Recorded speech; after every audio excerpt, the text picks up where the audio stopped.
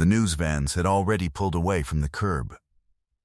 The reporters had their footage. The mayor with the giant scissors, the ribbon fluttering down. The official soundbite about the city's commitment to its neighborhoods, and they had packed their cameras and driven off to file the story before the 6 o'clock news. The venue was emptying. The important people were shaking the important hands and heading to their cars. And then the man everyone assumed had already left walked back out to the podium. He was not supposed to. His part was over. The cameras that would have made it worth doing, in the cold logic of these things, were gone. But he walked back up to that microphone in a half-empty room full of ordinary people, the neighborhood folks, the kids, the families, the ones nobody had driven across town to photograph. And he leaned in, and the room went quiet, and he said one final word. It was a name. Just a name. A name that had not been spoken once in 2 hours of speeches by anyone. And the reason he came back to say it after the reporters were gone, when it could not possibly help him, is the reason I've never been able to stop thinking about this story. There is a building on Verner Highway in southwest Detroit called the Verner House. It has stood on that corner for 60 years, a squat brick community center with a boxing gym in the basement, a music room with a piano that has never once been fully in tune, a homework room, a kitchen, and a gymnasium with a roof that leaked into buckets for most of 2 decades. It is not beautiful. It has never been beautiful. But for 60 years it has been the one warm, safe, open door in a neighborhood the city mostly forgot. And thousands of kids have walked through that door and come out the other side of their childhoods alive and okay because of what happened inside it. That October, after years of nearly closing, the Verner House got saved. A major renovation, a new roof, a real gym floor, a rebuilt music room, heat that worked. A foundation had put up most of the money. The city had put up the rest. And now there was a ceremony to celebrate it, with folding chairs and a podium and a banner and, for one afternoon, the full attention of local news. The people who ran the ceremony were officials and executives. The people who filled the folding chairs were the neighborhood, the mothers and grandmothers, the gym kids, the old men who'd boxed there 50 years ago and still came by for coffee. And somewhere in the third row, in her good church coat, sat a 78-year-old woman named Miss Ada, who was the entire reason any of them were there, and whose name was nowhere on the program.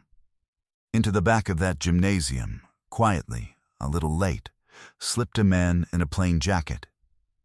His name was Marcus Rourke. If you had watched movies in the last 20 years, you knew the face. The quiet one. The reluctant hero. The man who did the hard right thing at the worst possible cost to himself. His foundation had put up most of the money for the renovation, and he had asked, as he always did, to keep his name off it, and he had come to Detroit unannounced for one private reason he told almost no one. Because Marcus Rourke had grown up in foster care, 4 years of it, and there had been exactly one warm, safe, open door in his own childhood. A community center a lot like this one. Run by a woman a lot like the one in the third row. And he had spent a good part of his adult life quietly funding places like the Verner House, because he owed the Miss Adas of the world a debt he could never actually repay. He had come to honor one of them. He was about to watch her get erased instead. Miss Ada's full name was Ada Bell Freeman, and she had run the Verner House for 41 years. She had not been hired to. There was never really any money to hire anyone. She had started as a volunteer in her 30s, a young mother who brought her own kids and stayed to help with everyone else's, and when the last paid director left in the lean years and the city stopped answering the phone, Ada Freeman simply did not leave. She kept the door open. She ran the boxing program and the homework room and the summer lunches. She learned to patch a roof and fix a furnace and talk a 15-year-old out of a car he had no business getting into. She held bake sales and rent parties and stood in the mayor's office more than once, refusing to leave until somebody listened.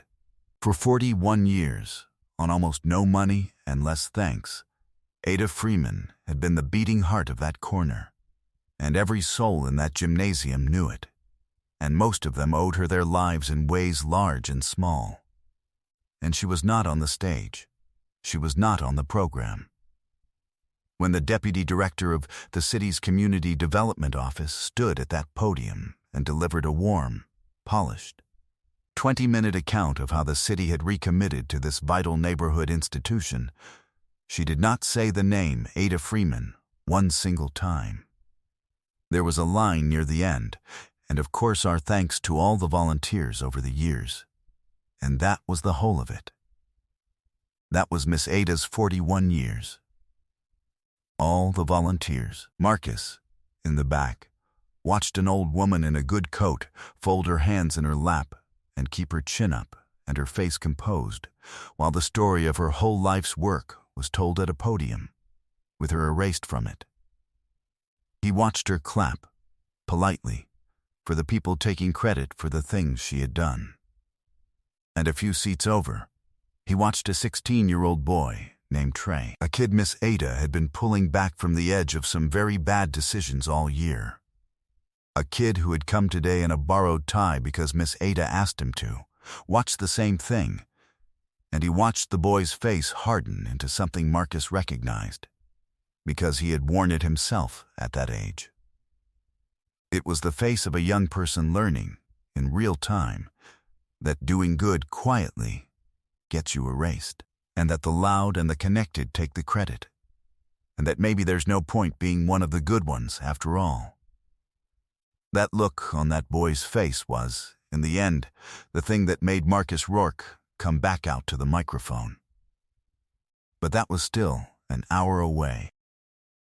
The woman at the podium was named Sylvia Marsh, and to understand why she erased Miss Ada, you have to understand that she did not do it out of vanity.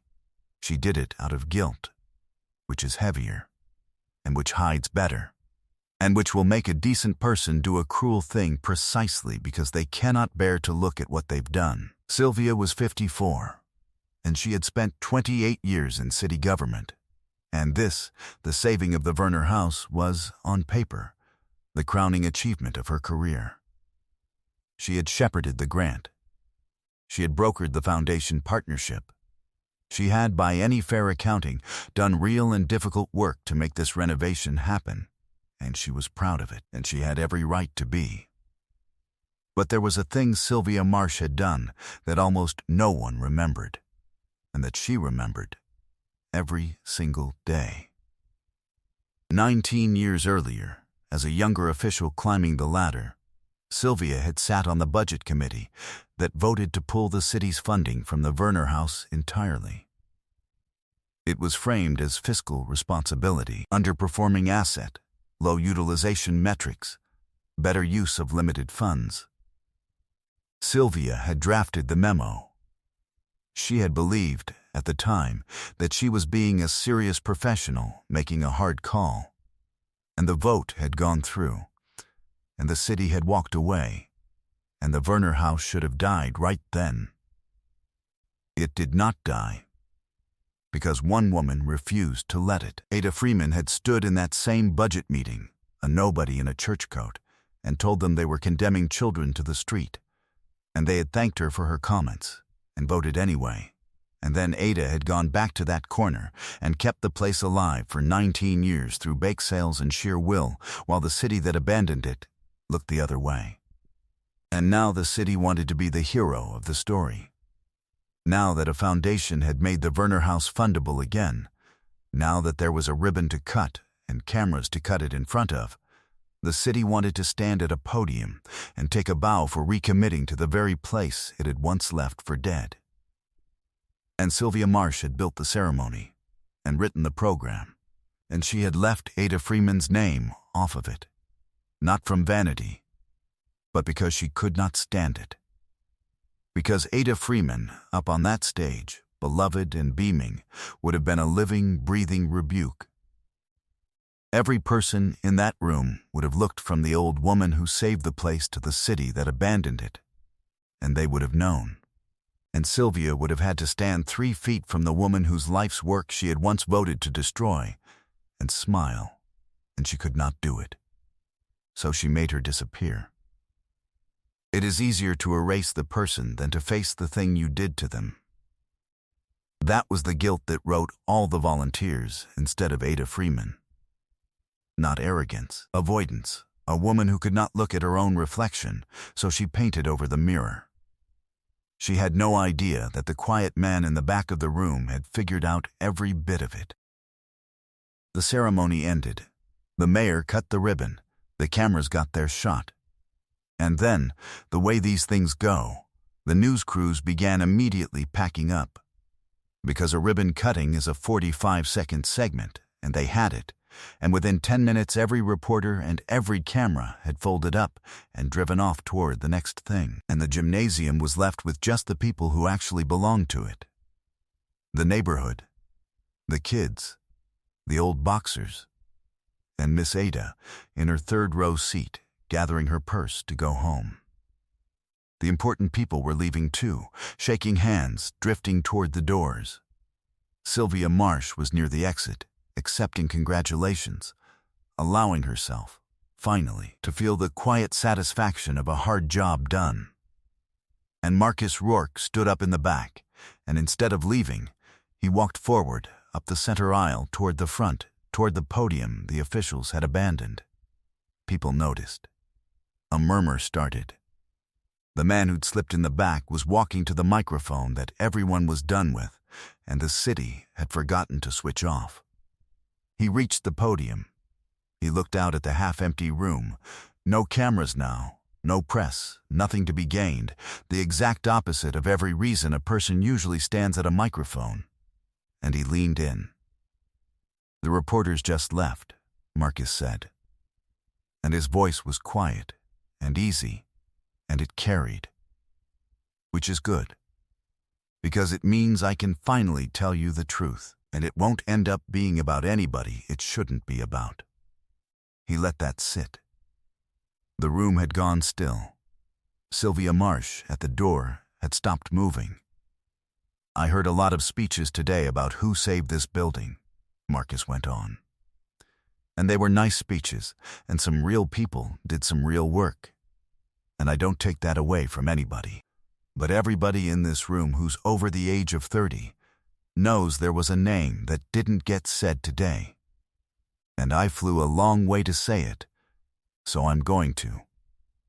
He looked out into the 3rd row. 19 years ago, this city walked away from this building and left it to die. And one woman, with no money, no title, no help, and no cameras, decided it was not going to die on her watch. And for 41 years, on bake sales and willpower and love, she kept this door open for every single one of you. His voice didn't rise. It didn't need to. There is not a foundation on earth, and there is not a mine that saved the Werner house. She did. Long before any of us showed up with a checkbook and a pair of oversized scissors, he looked at the old woman in the good coat, who had gone very still, and he said the last of it soft. "So, before I go, and before the rest of you go home, I just want to say the one name that should have been said first, and loudest, and wasn't. I want everybody in this room to hear it in a place that only stands because of her." And Marcus Rourke leaned into the microphone the city forgot to turn off, and he said one final word. "Ada." For 1 second the gymnasium was silent. Then it came apart.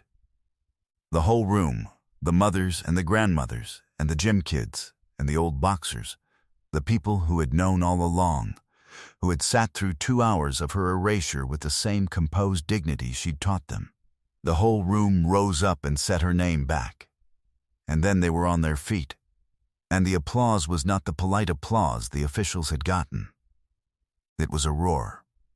It was 41 years of thanks arriving all at once.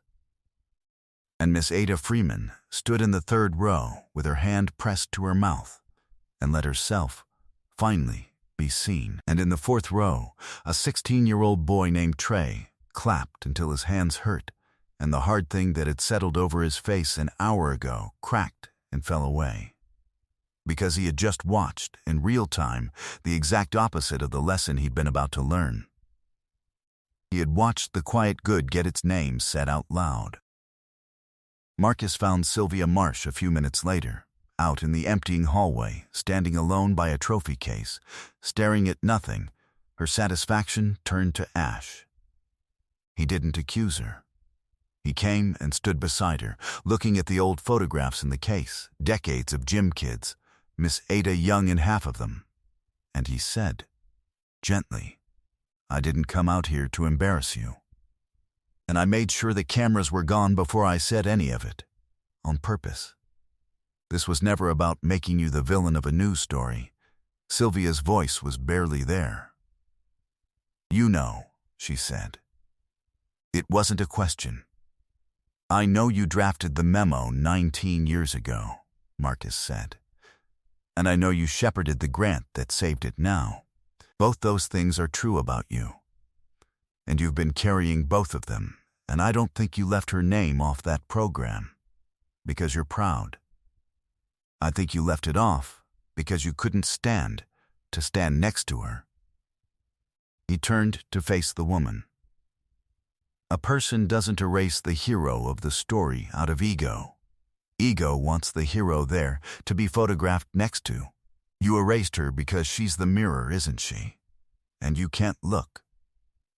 And Sylvia Marsh, who had told this to no one in 19 years, told the man beside the trophy case. She told him about the budget committee, and the memo, and the phrase underperforming asset, and the young official she'd been who thought she was being serious and responsible. She told him about Ada Freeman standing up in that meeting, a nobody in a church coat, saying you are condemning children to the street, and the vote going through anyway. And she told him about the 19 years since, watching from a distance as one old woman did, on nothing. The thing the whole city with all its money had refused to do, and knowing, every single day, that she'd been on the wrong side of it. "And now I finally get to fix it," Sylvia said, and her voice broke, "and be the one who saved it, and the whole time the real reason I could barely breathe today is that she was sitting right there. Proof, sitting in the third row in her good coat being gracious about it, which made it 1,000 times worse." She pressed her hand to the cool glass of the trophy case. "I made a woman disappear from her own life's work because I couldn't bear to look at what I did to her. What does that make me?" Marcus didn't interrupt. He let it land. Then he told her something true, that he'd spent years running from his own worst decisions too, and that the running is always heavier than the thing you're running from, always. And that guilt you won't look at doesn't make you careful. It makes you cruel. And then he asked the question he'd come into that hallway to ask. "All those kids," Marcus said, nodding at the photographs, that the city was ready to leave with nowhere to go. That one woman saved instead. They grew up. They're out there. Some of them are in that gym right now." He held her eyes. "You've been so busy hiding from what you did to Ada that you never once asked yourself what you owe them. And here's the thing. There's exactly one way to put down what you've been carrying for 19 years. And it's not by keeping her erased. It's the opposite. It's out there, in that room, at that microphone the city forgot to turn off. You don't need my permission. You just need to stop hiding." Sylvia Marsh closed her eyes. That was the beat. The whole thing turned on it. "I don't know if I'm brave enough," she whispered. "You drafted the memo," Marcus said, "and there was no cruelty in it, only a strange kindness. That took a kind of nerve. Use the same nerve for the true thing this time. It's the only way it ever comes out even. Marcus Rourke left Detroit that evening the way he'd come, quietly, and he was gone before the neighborhood had even finished celebrating. He never did the interviews. There was no footage of Ada. He'd made sure of that. Real grace, he'd learned a long time ago, doesn't wait for a camera, because the moment it starts performing for one, it stops being grace. But here's the part the story usually skips. The slow part. The true part. It did not fix everything overnight. Nothing does. But some things had started to move that could not be stopped. 2 weeks later, Sylvia Marsh used the same nerve. She stood up not at a ribbon cutting, but at a full public session of the city council, on the record, cameras rolling, everything to lose, and she told the truth. She said the city had voted to abandon the Werner House 19 years ago, that she personally had drafted the memo that did it, and that the only reason the building was standing to be renovated at all was that a woman named Ada Freeman had refused to let the city's failure become the neighborhood's death. She asked that the record reflect it. She asked that the renovation, which the city had been calling the Werner House Community Revitalization Project, be renamed. And it was. It's the Ada B. Freeman Center now. Her name is carved in stone over the door she kept open for 41 years, and every kid who walks under it walks under her name. Miss Ada got to see it. She cut the ribbon on the sign herself, at 80, and this time there were cameras, and this time the speeches said her name first and loudest, and she was gracious about that too. Though she did allow, to the reporter who asked, that it was nice to hear it out loud for once. She ran the center 3 more years before she finally let herself rest, and she trained her own replacement carefully, because she was not about to let the door close now. Her replacement, in time, was Trey. The 16-year-old in the borrowed tie, the one whose face had gone hard watching her get erased and then cracked open watching a stranger say her name, that boy did not go down the road he'd been heading toward. He stayed. Miss Ada made him her project, and then her apprentice, and then, years later, her successor, and Trey runs the Ada B. Freeman Center today, and there is a sign inside the door, hand-lettered, that he made himself, that reads, "Do the good quietly." The right people always end up saying your name. Sylvia Marsh comes by sometimes. She and Miss Ada became, improbably, something like friends in Ada's last years, the woman who erased her, and the woman who wouldn't be erased, sitting in the homework room drinking bad coffee. Sylvia said once that a stranger at a trophy case had handed her away to put down something she'd carried for 19 years, and that she'd been lighter every day since. She spent the rest of her career making sure the city never abandoned another Werner House, and she was good at it, because she finally understood what it cost when they did. Marcus Rourke was asked about it exactly once, years later, when the renaming made a small item in the national news and someone connected his foundation to the money. He looked almost annoyed, like they'd caught him at something. Then he said, "I didn't save that building, and I didn't save that woman.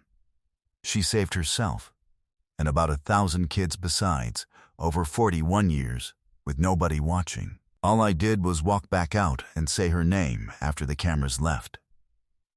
Anybody could have done that. The tragedy is that for 2 hours, nobody did." And he changed the subject. Because he was, as ever, already gone before the credit arrived. I have told a lot of stories on this channel, but I keep coming back to this one. And I've thought a long time about why, and I don't think it's the moment at the microphone, the man walking back out, the room going still, the one name landing like a bell. That part gives me chills every time. That's the part we click for. But the part I actually keep is when he did it. He waited until the reporters left. On purpose. He made certain there was no footage, no clip, no way for the good deed to ever circle back and make him look good. before he did the good deed. Think about how rare that is. We live in a world where almost nothing kind happens anymore without a phone pointed at it, where the doing of good and the being seen doing good have gotten so tangled up we can barely tell them apart. And here's a man who understood that the second a camera turns on, the grace leaks out. So he waited for every camera to leave the building, and then he set her name to the only people who mattered, the ones who couldn't do a thing for him in return. So here's the question the story left me with, and I don't have a clean answer for it. How much of what we call kindness is really just kindness performed? The visible kind. The kind that gets seen. The kind that comes with a little reward. And what would we still do if we knew for certain that no one would ever know we did it? Would I walk back out to that microphone after the cameras were gone? Or would I have gotten what I came for and gone home? Honestly, I'm not sure.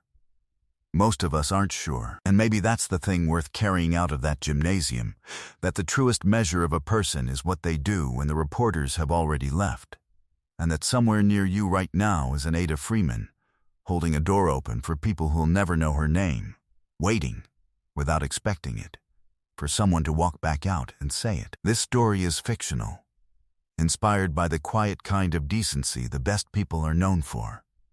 The kind that waits for the cameras to leave before it does the right thing. If it got to you, do me a favor down in the comments. Don't just say great story. Tell me about an Ada Freeman in your own life. Someone who did the quiet good for years and never got their name said out loud. Say it here. Let's say it for them. I read every one. They're the best part of this. And if you know someone who's been holding a door open for others with nobody thanking them, send them this. It might be the exact thing they need to hear today. If you're new here, subscribe. There's another story coming, and I'd be glad to have you for it. See you in the next one.